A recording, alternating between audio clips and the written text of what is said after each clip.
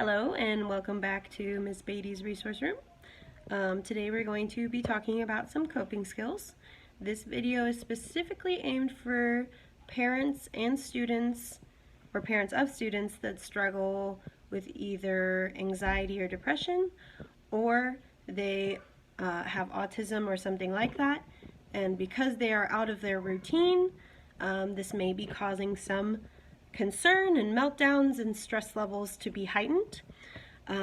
For parents who are staying home with their kids every single day, you can also use these coping skills. I've used them a few times. When you have to listen to the same episode of SpongeBob over and over and over and over again. So here are some ways we can identify anxiety, because anxiety has different levels. So there are different ways to understand or to identify what kind of anxiety level you're at this moment. So there's 3 different types. The first type is more an outside anxiety level, like it's more outside your body. Your fingers might start to move, or your leg might be like bouncing up and down, and this is like level 1 anxiety, and this can happen from little things like you gotta go to a meeting, or you're talking in front of a lot of people, and it's not extreme, but it's more of the start, the tattletale signs that this is happening to you. So it's good to be aware of what those signs are in either yourself or your kids. And that can lead to level 2 anxiety, and level 2 is more inside, so it's kind of harder to talk about.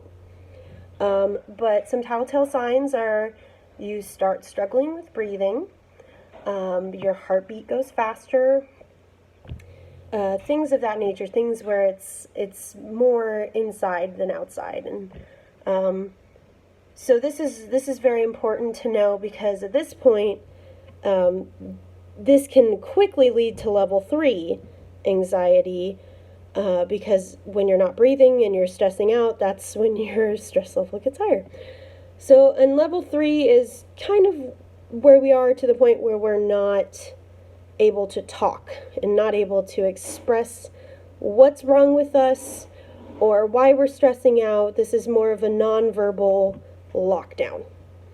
And so there are different techniques that we can use to help with this. Parents, if you are seeing these signs in your kid, I know that especially with autism, routine is everything. And right now with schools being closed, that can be really difficult. Some kids are like, yay, extra vacation. But for some kids, that's like, where'd my routine go? Where is it? I can't find it. Oh no. And everything's thrown off balance. So coping skills really brings that together and really helps to alleviate this stress. So I guess the first step would be to get your breathing under control. And this can help when you have level 1 anxiety moving into level 2 anxiety, because at that point, that's when you're starting to lose your breath. So a helpful technique for this is to picture a figure 8 in your head. And you can either walk your kid through this, or if you're going through this yourself, that's fine. And I'm going to draw this out for you real quick. So I don't know if you can see this lovely figure 8 or not. So when we're picturing our figure 8, we start at the bottom, and that is where we take our deep breath. And that holds up all the way to the top of the figure 8. And you're going to hold that breath. That gives us a little bit of time to regain our breath, because usually when we have massive amounts of anxiety, that's when we're like starting to hyperventilate and just like, and that's when stress levels rise. So we're holding our breath all the way up to the top of the figure 8, and then when we get to the bottom of the figure 8, that's when we can finally let our breath out, and just let our breath out all the way to the top again. So we start. And this is a good visual for our kids and for ourselves, because at this point, if you're dealing with a kid who's having a meltdown, you just want to tell them to just breathe already. But that kid is in the middle of having a meltdown and is not sure what you're talking about or how to catch their breath. So having this visual for them is a good thing. Everybody knows what a figure eight looks like or an infinity sign looks like. So telling them, okay, picture an infinity sign, walk through your breathing steps, walk through your breathing techniques, really, really helps them. So once they've worked through this breathing technique and they have caught their breath, that's hopefully they're at a point where they're able to communicate why they're upset. And they may not be. And if they aren't, we have to continue with different coping strategies. But if they are, maybe if they're filling up to talking about why they're upset at this point, that's when we're able to start questioning a little bit, like, okay, what caused this? What started this? What can I do to help? We don't want to blame. We don't want to, make them feel like they're crazy or anything, because that will just lead to another meltdown. But just why did we start freaking out about this? Why are we upset about this? And if they're not to that point of talking, then we move on to our next coping skills. So our next coping skills, and I use this a lot in my classroom, is working with making them feel safe and secure in their environment.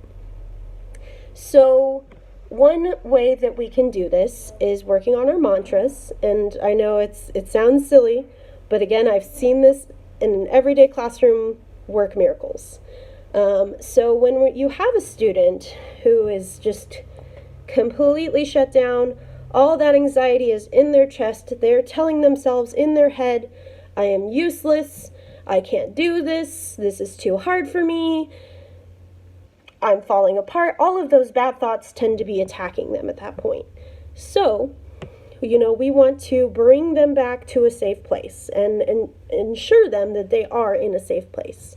So the first step, and I did steal this from the movie The Help, fantastic movie, but the first step is to tell them that they are safe, to encourage them and have them repeat it after you, So you can start off with a sentence starter, just like, I am safe. I am in a safe place. And they have to repeat it back to you. I am in a safe place. And then we continue on. I am loved. I am loved. Encouraging them that even though they are having this moment of stress, that doesn't mean everybody around them hates them.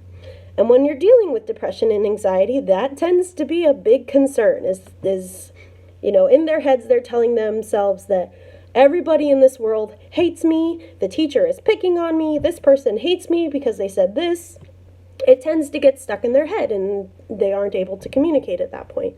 So telling them they are safe, having them repeat it back to you, working through their breathing, and then the next step, allowing them to know that they are loved. Like, even though this moment is hard, they are still loved.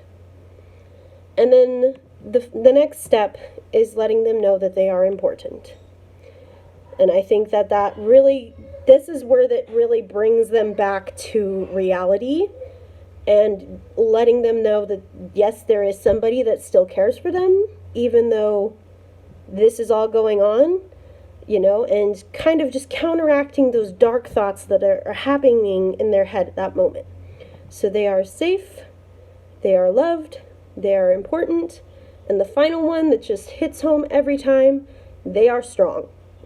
Whatever has caused this meltdown at this moment maybe have stemmed from, let's say they're doing homework and something is too hard for them and they don't know how to handle that at that point. And they start beating themselves up thinking that they are stupid and they can't handle this and et cetera, et cetera. Letting them know, yes, you are strong. You can do these things. And making them repeat that to themselves really does make a whole difference. So working through these mantras can really just bring them back to reality. Now, if we're on level 3 anxiety attack, this also may not bring them back to reality. You can work through your breathing and you can work through your mantras, but level 3 tends to be pretty difficult. Tends to be pretty difficult to get out of. So at this point, we need to ground them, not punish them. Grounding in special education means something totally different. So we want to ground them, bring them back to reality, essentially. And one one technique that I like to use for this is the 5-step technique. 5 things is what they call it. So when you are having a panic attack, it's hard to really understand what's around you. You tend to be in your own little circle, your own little box, and nobody else is there, and you are alone with your dark thoughts. And that can obviously accelerate. So getting them back into reality is probably the biggest part of this. And so when we are looking at the 5 steps, we start out with 5 things that you can see. And you work through them with this, well, what are 5 things you can see around the room? And they may be very hesitant to work with you at this point about it, but that's fine. Maybe start out with some things that you see and let them continue, like, oh, I see my computer right now. I see my phone. I see a pencil on the desk, and they have to finish that for you. Then you move on to, I believe it's 4 things that you can hear. So, I can hear the fan whirring in the background. I can hear the random SpongeBob music in the background, Just getting them to list those things makes those things real to them at that point. Then you move on to 3 things you can touch, and usually if they are locked down at that point, it might be as easy as I can touch my toes to the floor. I can touch my hands together, things like that. Doesn't have to be huge. And then we just continue to work through the senses. 2 things that you can smell, and that can be like, oh, this Scentsy in the background, or things like that, right? And then finally 1 thing that you can taste. And just getting them to recenter and refocus and working through that anxiety and just getting them to a point where they can actually talk about why they were upset. So hopefully this has helped a little bit, some of the coping skills that I use on a daily basis with myself and with my kids. And hopefully you parents at home that are dealing with this every day can use these for either yourself or for your kids. If you have any questions, please comment below. I will be more than happy to try to give more information if need be. Thank you for joining the class.